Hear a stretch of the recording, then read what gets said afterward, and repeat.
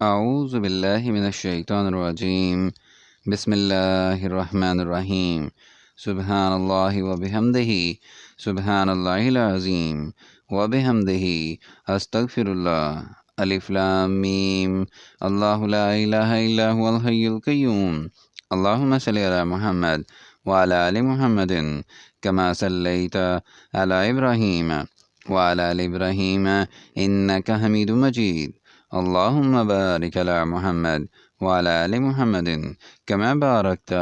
علی ابراہیم وعلی آل ابراہیم انک حمید مجید رب اشرح لی صدری ویسر لی امری واحلل عقدۃ من لسانی یفقہوا قولی۔ السلام علیکم ورحمۃ اللہ وبرکاتہ۔ سورہ لیل کا ترجمہ بیان کیا جا رہا ہے، آیت نمبر 1 سے لے کر آیت نمبر 21 تک۔ شروع اللہ کے نام سے جو بڑا مہربان نہایت رحم والا ہے۔ رات کی قسم جب دن کو چھپا لے، اور دن کی قسم جب چمک اٹھے، اور اس ذات کی قسم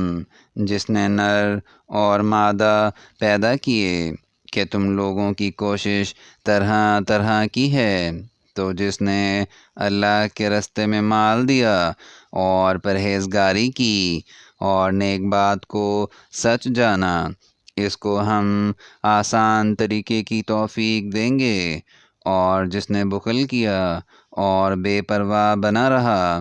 اور نیک بات کو جھوٹ سمجھا، اسے سختی میں پہنچائیں گے، اور جب وہ دوزخ کے گڑھے میں گرے گا تو اس کا مال اس کے کچھ بھی کام نہ آئے گا۔ ہمیں تو راہ دکھا دینا ہے، اور آخرت اور دنیا ہماری ہی چیزیں ہیں، سو میں نے تم کو بھڑکتی آگ سے متنبع کر دیا، اس میں وہی داخل ہوگا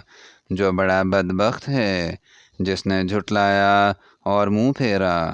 اور جو بڑا پرہیزگار ہے، اور وہ اس سے بچا لیا جائے گا جو مال دیتا ہے تاکہ پاک ہو، اور اس لیے نہیں دیتا کہ اس پر کسی کا احسان ہے